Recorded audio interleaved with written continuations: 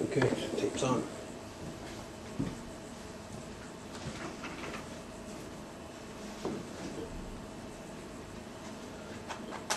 My name is Detective Brad Hoover. My badge number is 6188. I'm with the Toronto Police Service Sex Crimes Unit. The time now is 2:05 p.m.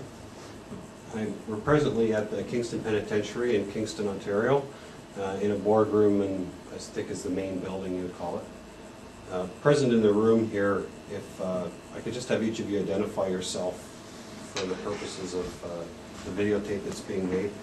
Seated to my left off camera and now sitting at the table is your counsel. Just please identify yourself. Yes, certainly. It's Anthony Bryant. And straight across the table from me, if you could identify yourself. Constable Darlene Coulis, C-O-U-L-I-S, badge number 6483 from Toronto Police Service. And seated to my right, if you could just identify yourself. Paul Jason Teale, a.k.a. Paul Bernardo.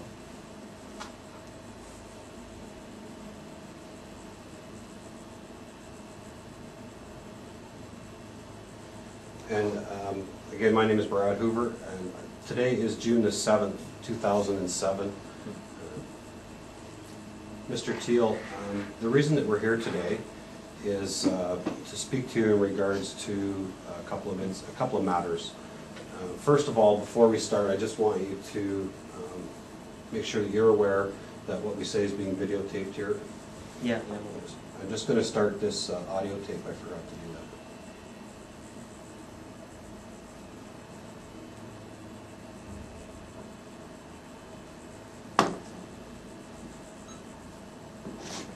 I just started this audio tape here. We started the interview at 2:05 p.m. My name is Detective Brad Hoover. Paul, you're not presently being given a caution or anything, and I want you to understand that what you're saying to us today is voluntary. It means if you don't want to talk to us, you don't have to. Your counsel is present, and if you need to speak to him, you certainly can. But I just want to make sure that you understand that what you're saying here is voluntary, and that we're interviewing you as a potential witness. Do you understand that? Yeah.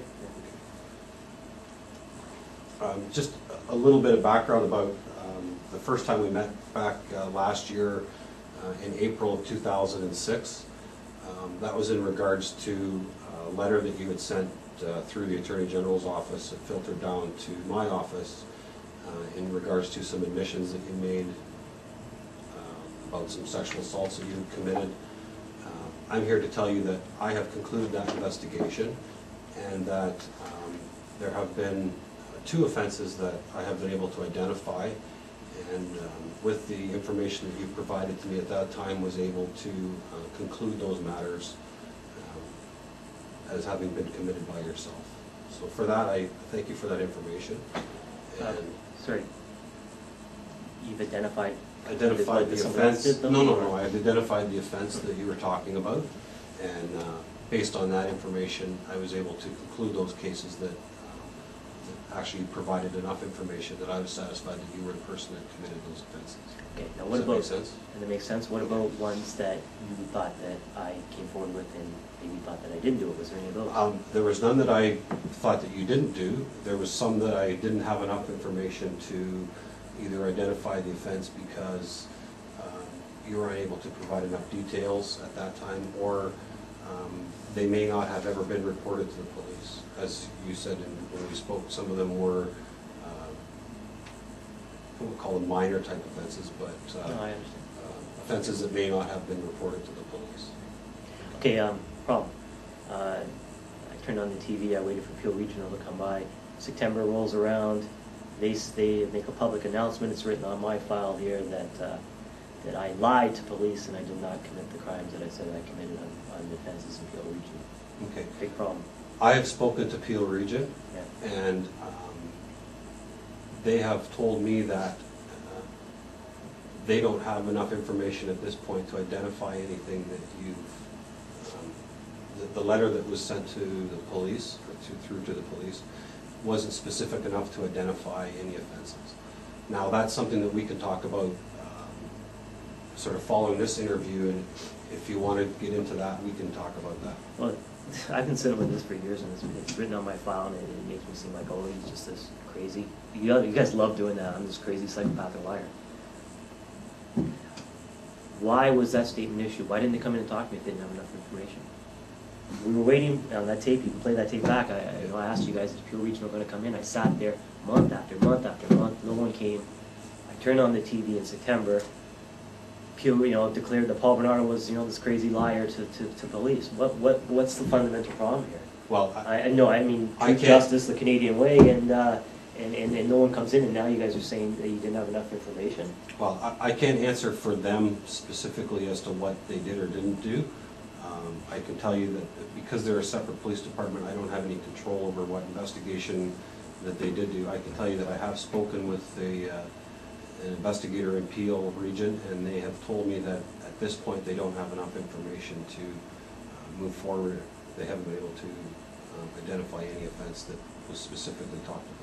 That statement you're giving me is much different from the public statement they said, which said I was a liar. Okay, well, I don't. There's night and day, and they didn't come in. If they didn't have enough information, why don't you come in and get the information? I mean, either I'm lying or I'm not lying. And this goes to the crux of this argument. Either I'm a liar to you, I'm going to lie to you right now about everything, like I did to Peel Regional, according to their story, or I'm not. And, I'm not going to sit here and come voluntarily and have people come. You guys ban me from the press. You roll your stories over, and you constantly say that I'm a liar. I'm a liar. I made mistakes 17 years ago.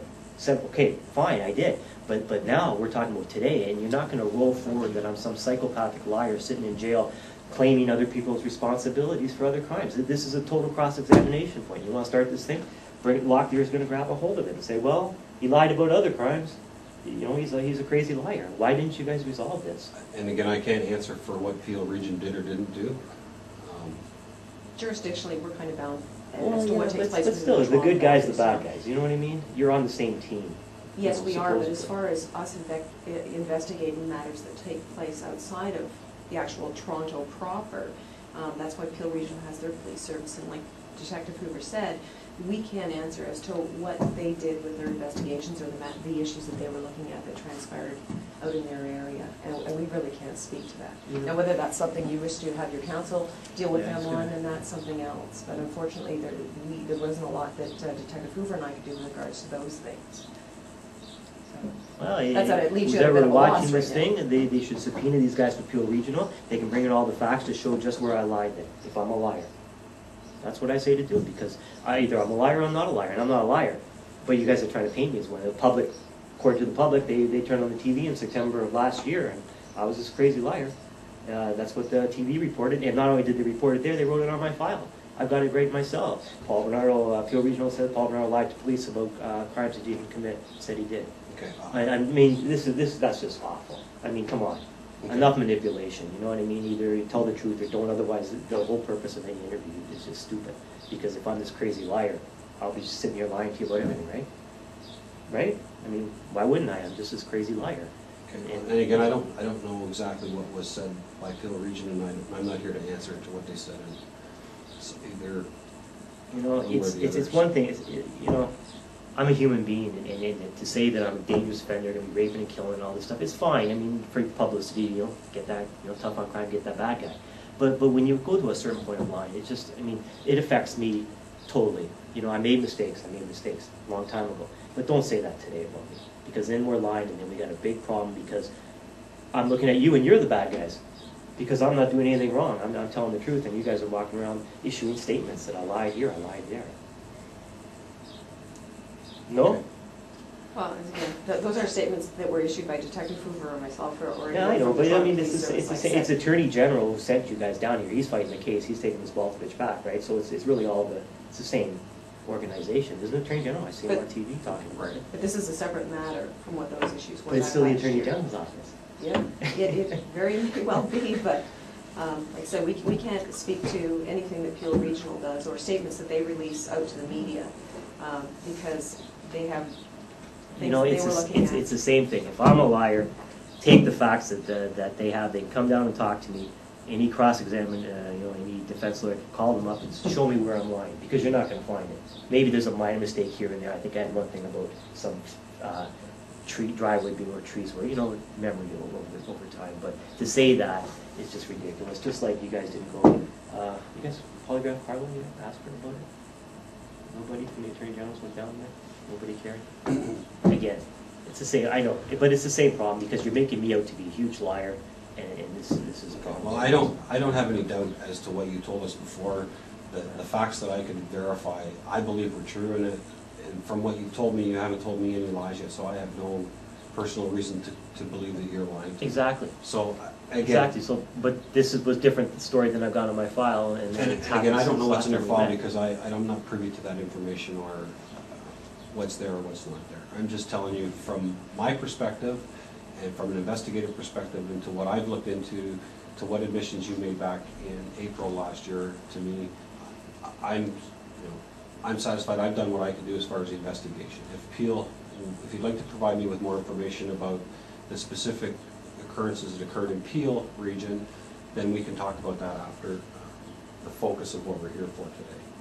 And But that's up it to is you. part of the focus. Well, it You know, is. It is. It is and it isn't. I mean, I think it is. obviously, directly, we're here today to deal with the Bolkovich matter that you're aware of. But dealing with me, and it comes down to credibility. Well, it comes down to credibility. Absolutely it does, and that's what we're here to talk about today.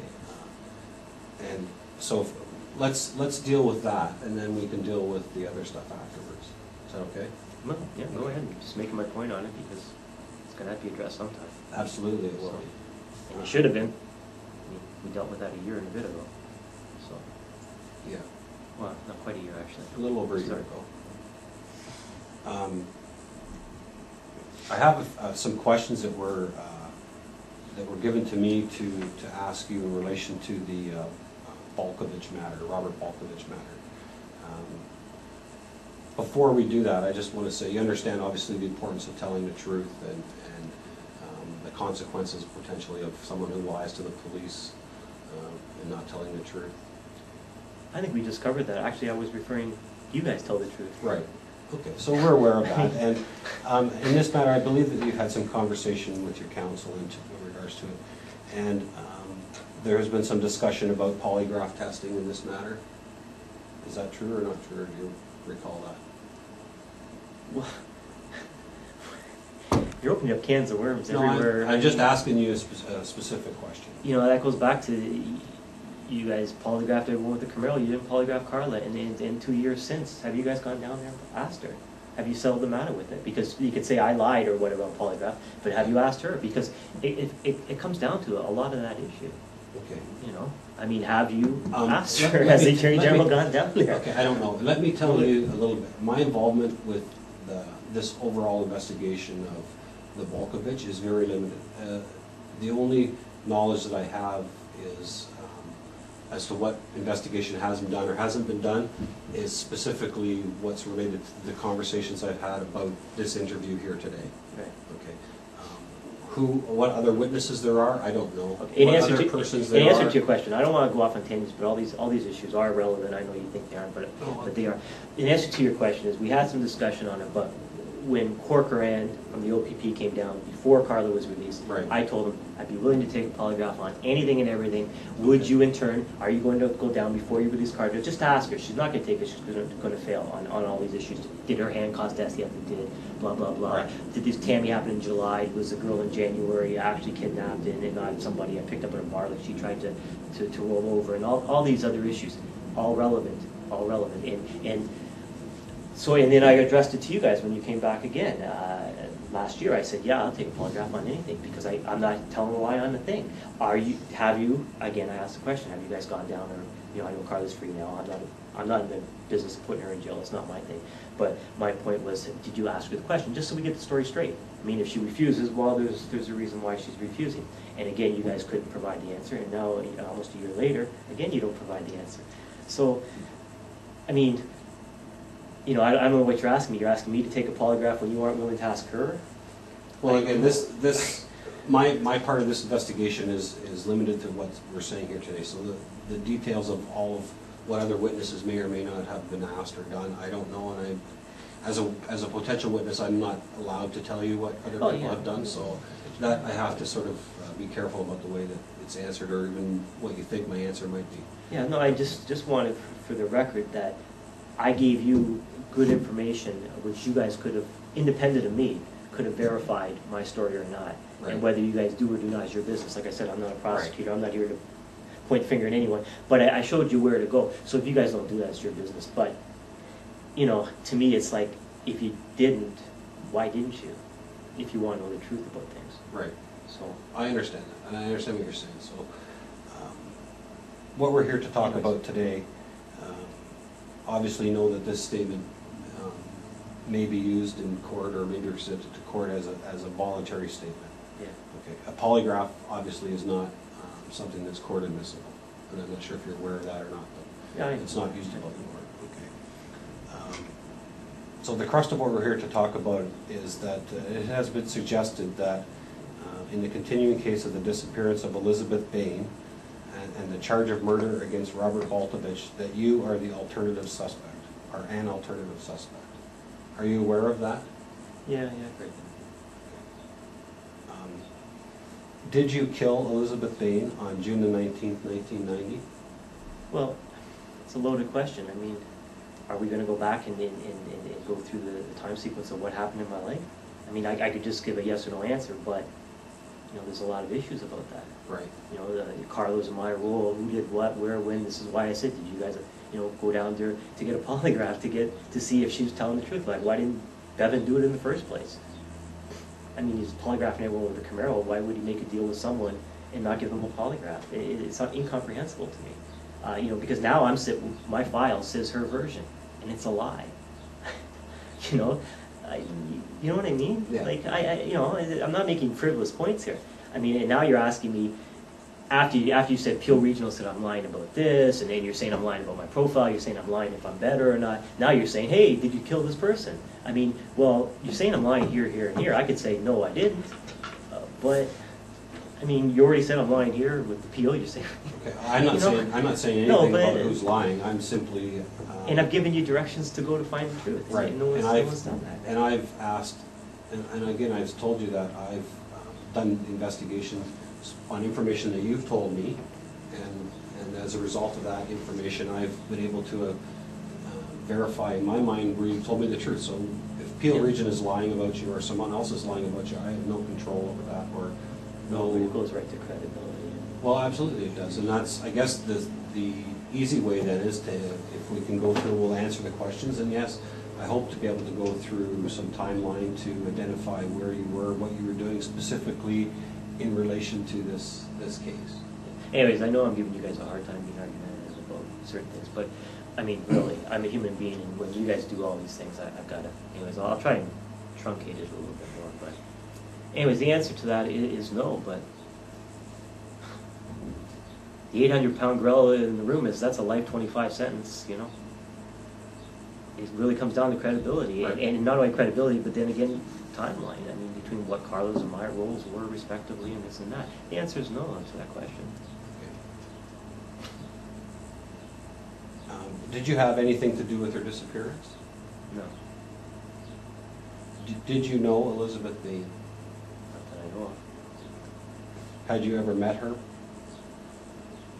I'm going to answer that with I don't remember, because if I did or I didn't, I don't remember. But I know an ex-girlfriend tried to say I might have, but I got to say I don't remember.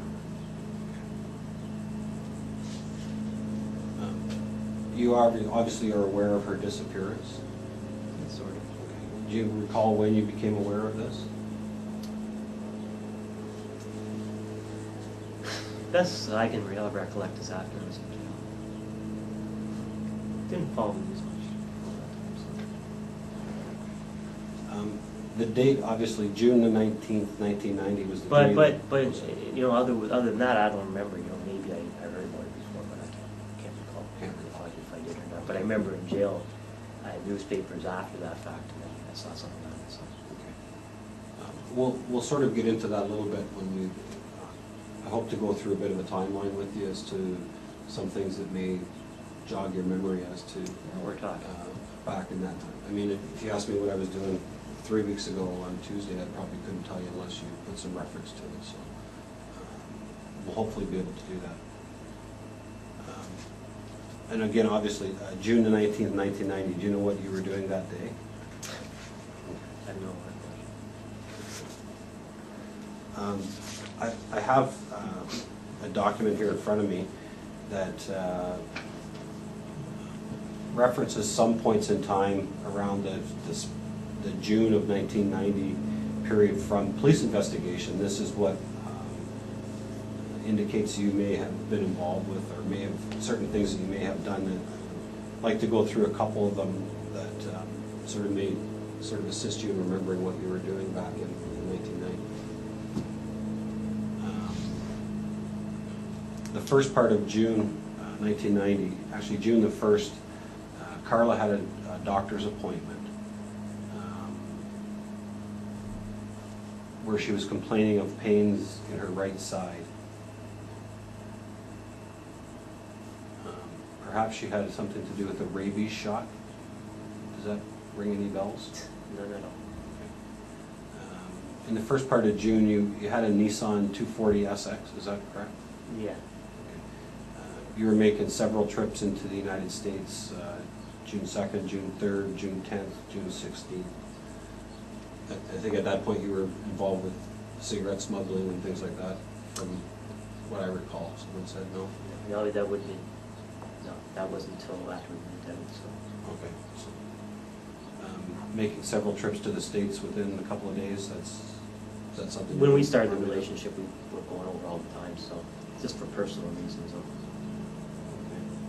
On June the 16th, you shopped at Rough Hewen, that's in the Niagara Falls, United States. Does that store sound familiar to you? Yeah, it sounds familiar. I have no idea if those are the dates, but Okay. you got a receipt for I it. think there must be a receipt there. And again, I don't have all the details, I'm just going by what's on this sheet of paper. A black expandable binder, is that? I think, can't recall 100%, but. Okay, that would have been around the same time. That was about a week prior to if you purchased one of those Elizabeth Bain going. I have no idea when I purchased it. I just recall I had something like that, like an accordion binder. Okay. June the 16th, again, this has been the same day in St. Catharines, you attended a movie, Back to the Future 3. Do you recall when that movie came out? No idea. No. There's a receipt for a cell phone purchased at a Radio Shack at the Town and Country Mall at 6366 Yonge Street. You remember buying a cell phone? I know I bought a cell phone around that time because when I declared bankruptcy, I handed my other one in. And then I bought the Radio Shack one. I don't know the dates. Okay. You know, whatever the That date would is. have been the day after Elizabeth Bain went missing. Is that, do you remember anything you were involved with around that time? You say you were going bankrupt, so what type of activity you were involved in sort of on a day-to-day basis? The only thing I remember with bankruptcy is that happened around a couple days before the sexual assault that the composite came up with. That was, if I recollect correctly, it was I think 2 days before I filed for that.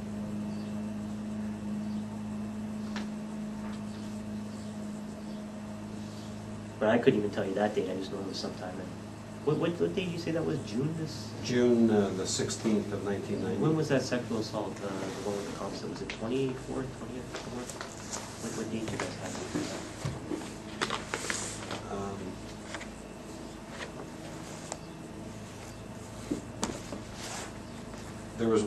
There was a sexual assault in May of 1990. Is that the composite one in May? I'm thinking that it is, but it doesn't say that specifically here. But shortly after that, My timeline's off. I don't know. at the end of June of 1990, that was the original, when someone identified you potentially as a Scarborough rapist, a bank employee. When was that? The end of? That was June the 28th of 1990.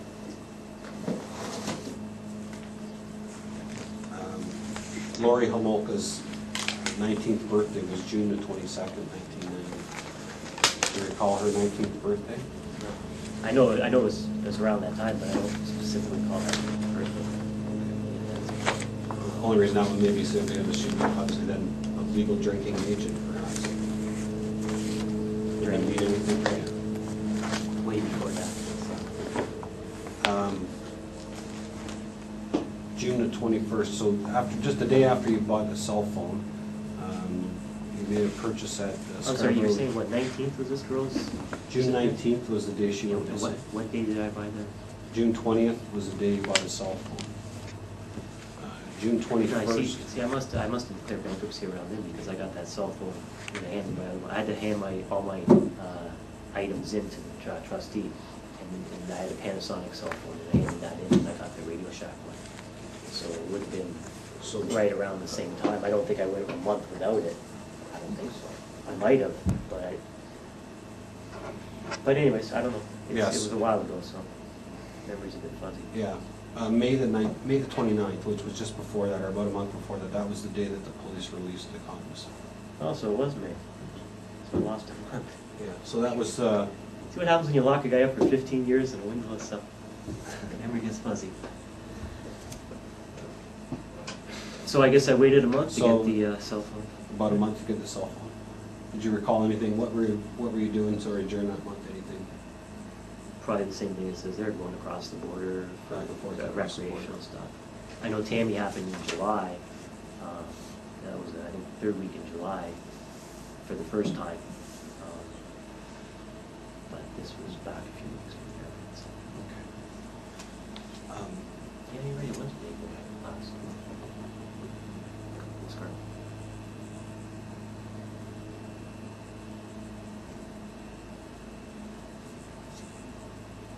Okay, so just prior to Tammy's birthday, there was some shopping at a Canadian Tire store on Lori's. Shepherd Avenue? Lori's Or, sorry, Lori's birthday. 2 times in one day, you went to Canadian Tire on Shepherd Avenue, 1019 Shepherd Avenue. Does that normally shop at Canadian Tire stores? Back then, that time. That's before all these supercenter Walmarts and stuff came in. So.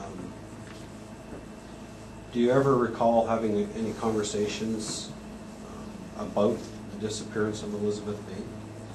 No. If I played you it's going to play you a short audio clip. It's a conversation that you had, or a conversation between Tony Ward, who was an investigator with the Toronto Police, and Karla Homolka. I'm just going to play this, see if this sounds familiar or if it jogs your memory as to any conversation you may have had. Was there any discussion, or has there been any discussion ever about Dave's disappearance?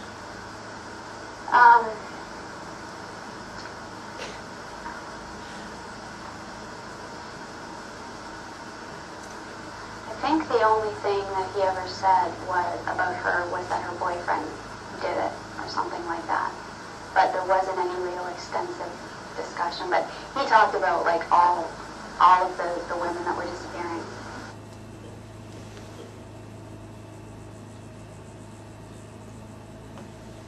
And again, that was a conversation between investigator Tony Ward with the Toronto Police Service and Karla Homolka.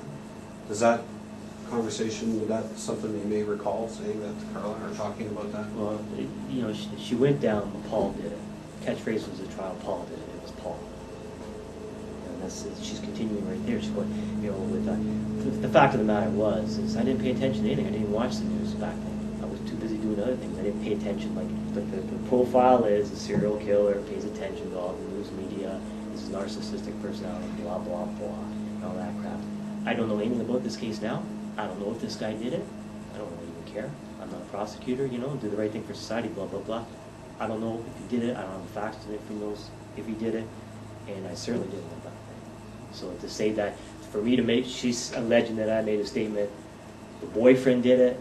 Well, you know, some cases I have followed because I am in jail and I have nothing else to do but watch TV. But I weigh the facts, you know, I take, you know, like, did OJ do it, for example? You know, Right. you weigh the facts about, you know, whether he did or not, he got off, so, I mean, that's a lot. But I would have had to weigh the facts. I don't know the facts in the circumstances, so there's no way I can make a statement such as that. How could I say he did it if I don't know the facts of the case? So, no, she's incorrect in her statement. And it may depend on when that conversation took place with, between between her and the investigator. Well, War, wasn't he back when the deal was made, you know? And that was War, if I remember reading the transcripts, that was a name from day one. When she signed her little 12-year deal, no polygraph required. Hey, I'm giving you the truth there. You guys can prove me wrong. Go down there, ask her. You'll get a no. I keep telling you, no one does it. But I don't know why. But you know, so that sounds like a conversation. But that's what you do. You want to blame it all on the other person. You know, you're going to paint that scenario. You know, like a psychopath scenario. Do you know Robert Balkovich? Just seen him on, the odd time flashed on TV or whatever. Like I said, I purposely avoided this case. Right. I don't like this shit in my mind, you know what I mean? You know, anything to do, you know, unfortunately when Karla came out, I watched and tried to discern truth, fact between fiction a couple of years ago. But otherwise, you know, I don't like to get into these things. I've had 100 lifetimes full of this stuff, you know, so, and I don't want my mind poisoned with this and this and this, so in this case I avoid it as much as possible. But I have seen his face on TV. Right. Anything else you would like to tell us about this investigation?